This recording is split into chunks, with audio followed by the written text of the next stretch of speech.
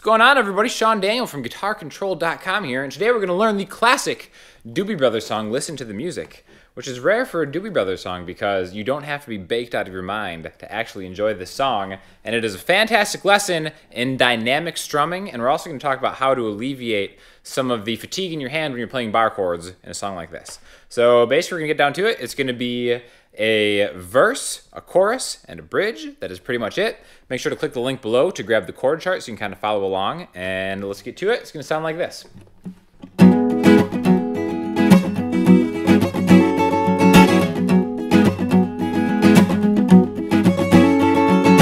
So it definitely sounds kind of busy, but it's a technique that we're going to use with your strumming hand, so for most people the right hand, to kind of always be in constant motion that is going to allow us to play dynamically the way that they're playing it on this track, right? So basically to start out, the kind of fundamental thing of what you got to do is take the 9th fret on the A string and hammer from 9 to 11, right? So, but we're going to do it on top of this bar chord. Okay, so this is technically an E major chord. If you think of this voicing of an E major, we're taking kind of this part right here, and then we're going to add that to it. So it's going to end up sounding like...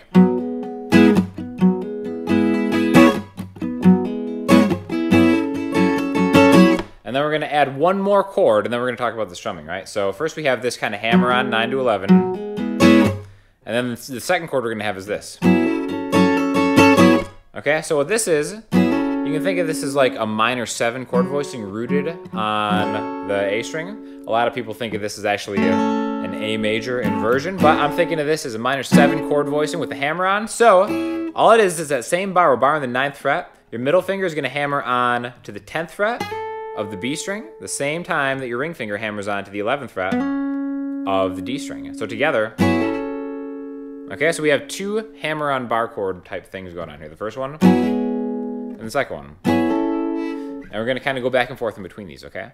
So the really important part, the most important part of the song is the strumming. It's really kind of a masterclass in effective dynamic strumming that kind of keeps like a track hot, keeps it really interesting, right? So the first part is like this. Okay? Now, the thing that I really love to teach is counting and always going down and up with the right hand. If you're trying to kind of stab at these moments in time, like, and you kind of have downs and ups and they're kind of interspersed in between, you're thinking like down, up, down, down, down, down, up, down, up. That gets really confusing for like a track like this. So he plays it with great feel, and you're going to too once you kind of work on this technique where your right hand is in constant motion, okay? So a good way to do it is to kind of just mute the string set to hold the strings. And what we're going to go for is this kind of sound.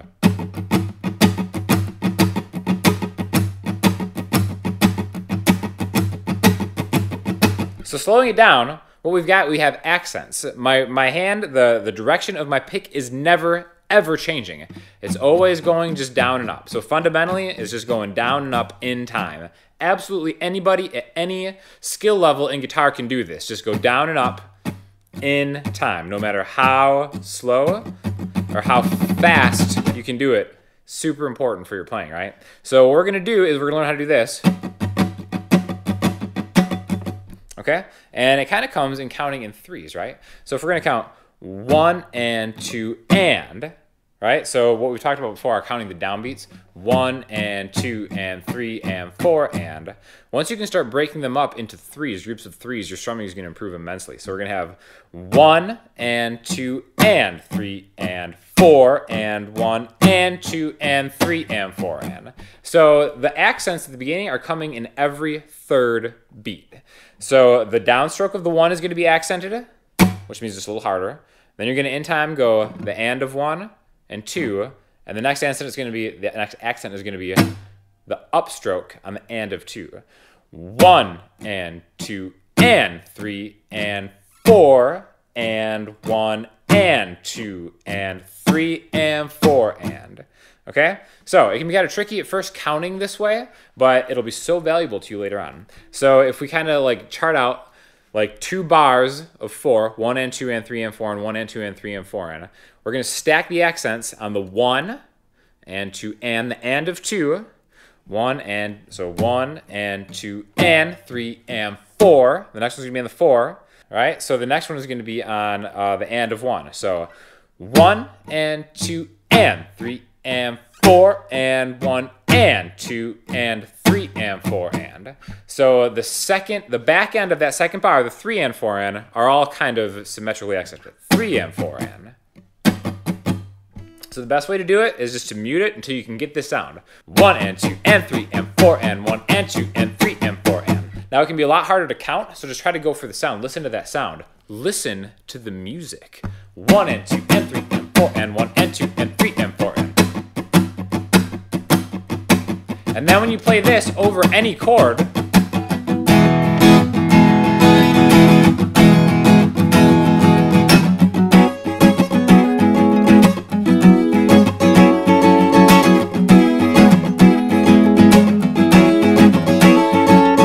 then all of a sudden it sounds like the song. So this is a strumming pattern you gotta get, right? But basically we're gonna apply that strumming pattern to almost every single chord we're gonna use in this song. We're gonna start again on this hammer-on, 9 to 11. So that's that whole pattern through. 1 and 2 and 3 and 4 and 1 and 2 and 3 and 4 and. Okay? And we're gonna do it again. But the second time, we're gonna switch chords. So we have that first hammer-on the A string. And then the second one is that minor 7 hammer-on, rooted also on the A string. 1 and 2 and 3 and 4 and 1 and 2 and 3 and 4 and 1 and 2 and 3 and 4 and 1 and 2 and 3 and 4 and. Okay? So that's the intro, and it also serves as the first part of the verse. You can think of that as 2 parts. I'm kind of thinking it as just one part that gets extended into the verse, right? Basically, the next place we're going is in the same area. And that's another good lesson in kind of inversions. The first 3 chords in the song are all in this one position. The first one is this major chord. The second one is this minor 7, and the next one is this minor chord. This is going to be a C sharp minor chord. So rooted on 9E, 11A, 11D, and then if you can bar the 9th fret on the bottom, go for it. Same thing. We're going to walk that 2 frets backwards into a major chord, a B major. Back 2 frets again to an A major.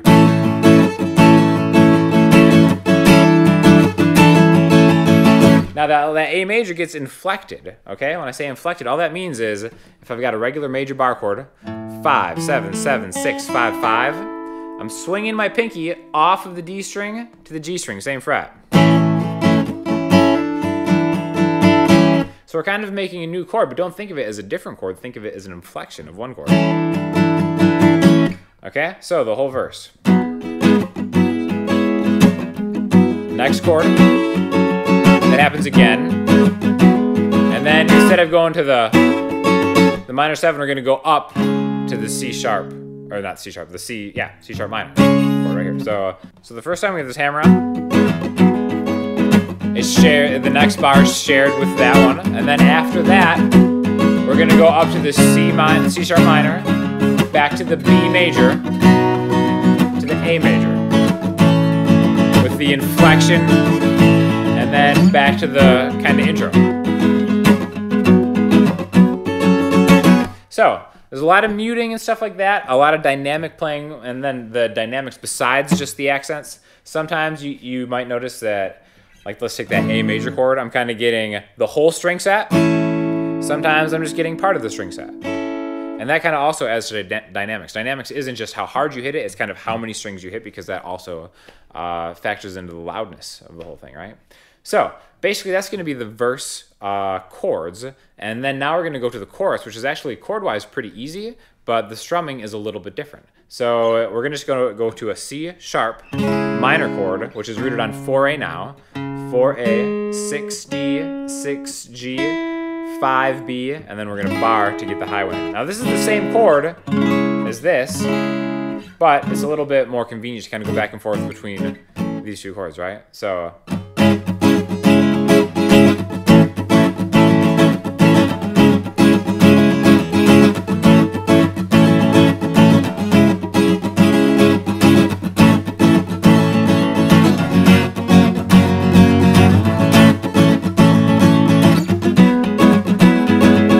So you might notice that strumming has changed a little bit, even though it's the same chords. We kind of start a little bit muted, a little bit deadened, okay? So it's... Now, if you'll notice, it's the same thing. I'm just going down and up over and over again, but I'm kind of controlling the pressure with my left hand.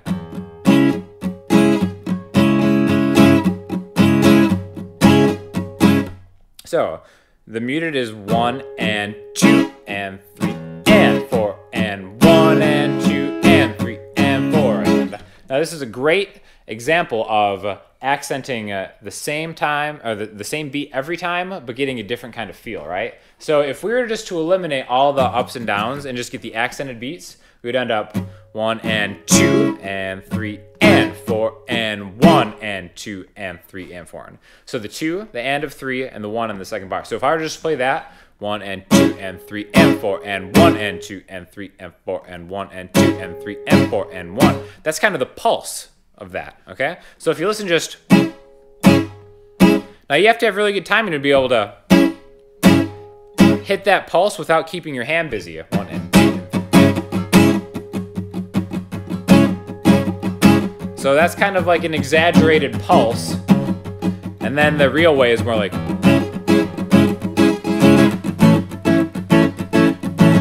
Just back and forth between the C sharp and the A. And then after that a few times, you go to F sharp, so a major chord rooted on the 2nd fret. Back to the verse. Okay? So, the strumming of this is all about feel, and great acoustic rhythm guitar players, like the Doobie Brothers have, is really they kind of feel their way through things. They won't ever do the exact same kind of strumming pattern twice in a row sometimes, but the feel is always the same, the groove. It's all about the groove, and the Doobie Brothers are a great band at kind of just like riding a groove, right? So basically that is how you play the chorus, and that repeats a lot of times. Then the only other part is the bridge, which has a heavy flanging effect kind of coming in. But basically the chords of the bridge are really simple. So we have all open position chords. Start with the E major, and it's kind of like a... So we have 1 sustained chord followed by 5 downstrokes. 1, 1, 2, 3, 4, 5, G, A, back to E.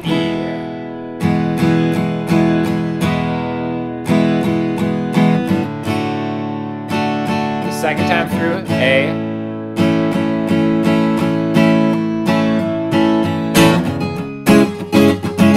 So you can kind of use that. The first one is E, D, A, E.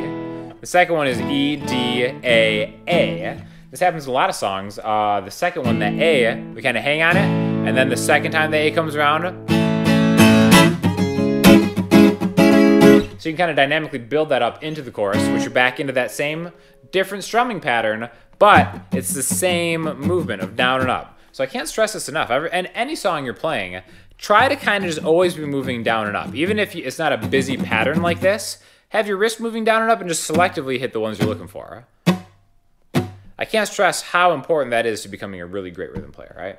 So basically after that, you just kind of go out on the chorus, and it's a beautiful fade out, as was the case back in the day. But yeah, anyways, take these chords and play them as bar chords. Now, the thing about bar chords is it can fatigue your hand, especially on an acoustic guitar with maybe 12 gauge strings or heavier. So one thing to do, or that I like to do, like let's take the verse after we go off of this. Once we get to the C sharp minor, to the B, to the A, these are good opportunities where you have full bar chords here to kind of play maybe just the middle 4 strings. So instead of barring anything, like on this B major, instead of going 7, 9, 9, 8, 7, 7, I'm kind of taking some of that pressure off of my bar finger by going 9, 9, 8, 7. Which isn't so much different from... So, it's just a good way to kind of like cheat some of these bar chords to make them a little easier, because playing an entire song in bar chords like this can be pretty fatiguing no matter how strong your hands are, depending on like the thickness and stuff of your acoustic guitar strings, right? So definitely make sure to click that link to get the chord chart. Hit the like button, hit the subscribe button. If you have any questions or feedback, positive or negative, we would love to hear what you have to say, or any requests for different things you have to learn. And until then, I will see you next time.